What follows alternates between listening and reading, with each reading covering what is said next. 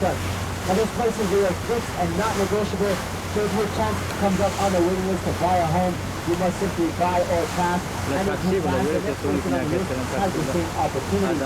Now with the way the market sits, at this day and age, for everyone on the waiting list to get themselves an island home, it should only take approximately 180 years.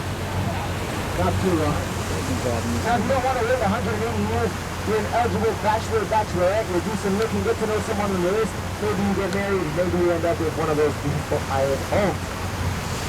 Now in reference to the Rogers Center used to have a very different name. Does anyone know what the Rogers Center was called before? Sky Dome, that's right. As you can probably tell, it's one of the only retractable stadiums in all of North America. It takes about 30 minutes to open, 30 minutes to close. When the Sky Dome opened to the public for the very first time, the public was upset that the roof was closed. They wanted to see it open, so they began to chant, "Open up the dome! Open up the dome!" So of course, they opened up the dome. The issue was, none of these geniuses checked the weather report. Freezing rain, ladies and gentlemen. So they sat there for another half an hour screaming, "Close the dome! Close the dome!" Of course, the Rogers Center is home to our Toronto Blue Jays. We had, I believe, 2 baseball fans on board. That's okay, guys. Toronto has many other successful-ish teams. We live in Toronto. We have those are NBA champions, Toronto FC, and the Argonauts, our football and American football team, play at a BMO Stadium. It's just off on your left-hand side behind the airport there. We also have the Toronto Maple Leafs, our hockey team, the Toronto Rock, our lacrosse team, and we also have the Toronto Wolfpack, our rugby team, and they compete in the United Kingdom, but they play their home games in the city of Toronto at the Airport Stadium. That's right, that's pretty odd, but pretty cool as well. Now, a little bit regarding the skyline, up on your left-hand side, you'll see 2 tall towers connected by a bridge there, one sharing the other. Those are private condos. And on the bridge, there's a glass floor as well as a swimming pool. Now, our bartenders may actually own one of those condos, so if you want to go swim on a bridge later, go ask Betty, maybe you go over there, check out that bridge, she doesn't actually have a contract. That goes off to the right of those group, that tower there. The ones that are slightly smaller, just in front of them, are a lot brighter. Now those are architecturally set up that when the sun reflects off of those windows, it's supposed to look like a waterfall making its way down onto the lake. It's supposed to look like that. Now just at ground level, in front of the Rogers Center, those yellow umbrellas represent HTO Park. Art level, it may look like the George Seurat painting, A Sunday Afternoon on the Isle of the Grand Jacques. The name of the park, HTO, is a play on words. H2O, of course, means water. TO means Toronto, hence HTO Park. But of course, Toronto has many other nicknames. We are also known as the Six.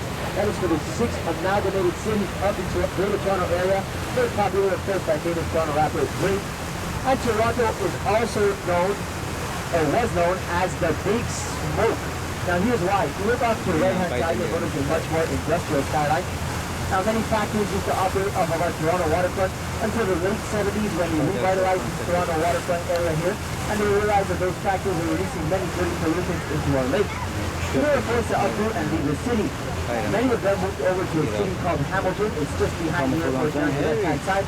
And the only remaining factory out here is the Red Pack Sugar Refinery. And named after the refinery, we have Sugar Beach with pink umbrellas set up just over on the right-hand side.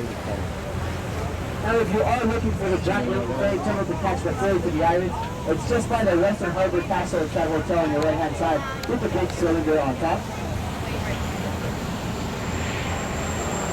Last opportunity for that big picture.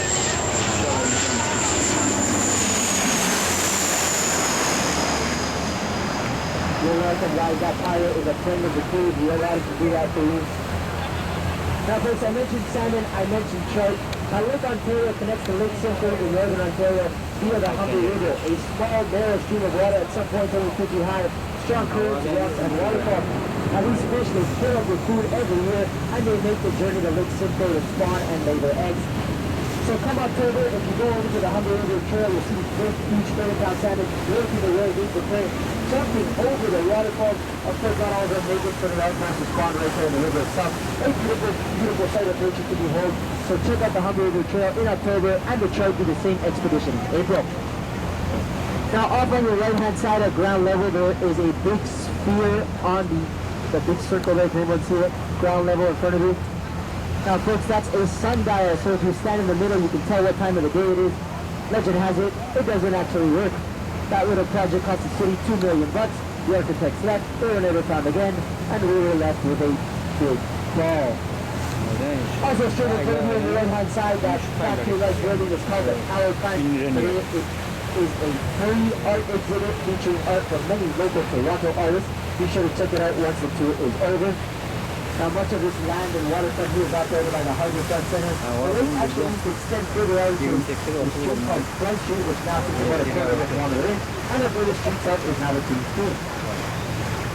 Now what would a tour of Lake Ontario and Toronto be without a mention of that beautiful pencil-looking figure in front of you? The CN Tower, the Canadian National Tower, used to be the tallest tower in the world.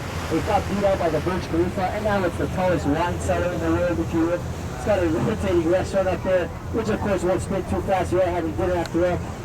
Now, if you do not want to pay the entrance fee to the tower, make reservations at the restaurant, and you can get on for free.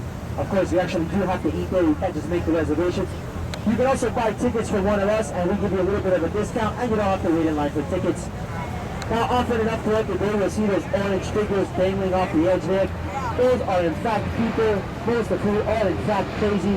But for about $250, you too can put your life at risk and join us in the Toronto Edge Rock. Guys, before I tell you the last thing about the Harbourfront, I'm going to ask you all to have a seat. Remain seated until we fully dock for your own safety and for the safety of this boat, and so that we can put our lines out properly. I'll let you know when you can disembark. So everyone just have a seat. Now lastly guys, if you want to grab a bite to eat after the tour, on the left hand side, the Amsterdam Brew House is voted the best patio in Toronto.